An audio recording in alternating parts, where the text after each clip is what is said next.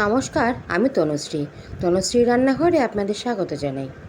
বন্ধুরা, আপনারা সবাই কেমন আছেন?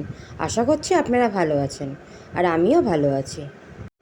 চিলি চিকেন তো আমরা সবাই খেয়েছি, কিন্তু আজকের রেসিপি এগ চিলি। আর বক নয়, রেসিপিটা এবার শুরু করা যাক। নিয়েছি 4টে ডিম সেদ্ধ করে। ডিমটা মাঝখান দিয়ে 2.5 করে কেটে নেব। 4টে ডিম মাঝখান দিয়ে 2.5 করে কেটে নিয়েছি। 2টো মিডিয়াম সাইজের পেঁয়াজ 4 টুকরো করে পেঁয়াজের পাপড়িগুলো খুলে নিয়েছি। আমার কাছে লাল ক্যাপসিকাম অ্যাভেলেবেল ছিল, আমি লাল ক্যাপসিকাম নিয়েছি। আপনারা চাইলে সবুজ নিতে পারেন, হলুদ নিতে পারেন। আর নেবেন কাঁচা লঙ্কা কুচি, রসুন কুচি আর আদা নেবেন কুচি করে। ডিমের মধ্যে কর্নফ্লাওয়ার ডাস্ট করে মেখে নেবেন। প্রত্যেকটা ডিম গোল্ডেন ব্রাউন করে ভেজে নিতে হবে।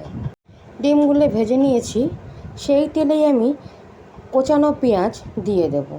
চ্যানেলে যদি কোনো নতুন বন্ধু হন, অনুরোধ রইল চ্যানেলটাকে সাবস্ক্রাইব করবেন আর পাশে থাকা বেল আইকনটা প্রেস করে দেবেন।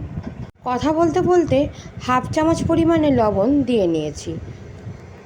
এবার দিয়ে দিলাম রসুন, কাঁচা লঙ্কা, আদা, ক্যাপসিকাম।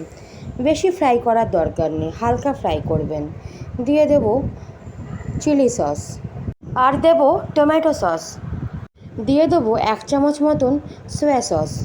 বন্ধুরা, রান্নাটা ভালো লাগলে অবশ্যই বাড়িতে একবার বানাবেন, আর আমাকে কমেন্ট করে জানাতে ভুলবেন না রান্নাটা কেমন হয়েছে।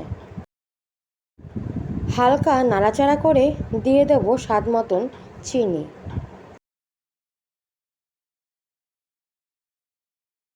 এই এগ চিলি খেতে এত দুর্দান্ত হয় যে কোনো পরোটার সাথে, রুমাল রুটির সাথে, হাতে খাওয়া রুটির সাথে একদম জমে যাবে।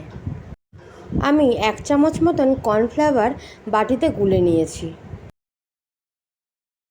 কর্নফ্লাওয়ার গলা জলটাও দিয়ে দিলাম।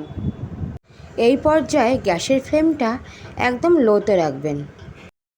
এই পর্যায়ে আগে থেকে ভেজে রাখা ডিমগুলো দিয়ে দেব। ডিম দিয়েও বন্ধুরা খানিকক্ষণ নাড়াচাড়া করে মিশিয়ে নেবেন। আমার আজকের রেসিপি এগ চিলি তৈরি হয়ে গেছে। আজকের রেসিপিটা ভালো লাগলে অবশ্যই একটা লাইক করবেন, কমেন্ট করবেন আর শেয়ার করবেন, আর আমার পাশে থাকার অনুরোধ রইল। আপনারা ভালো থাকবেন আর সুস্থ থাকবেন। টাটা বন্ধুরা, অন্য কোনো রেসিপি নিয়ে আপনাদের সামনে আবার হাজির হব।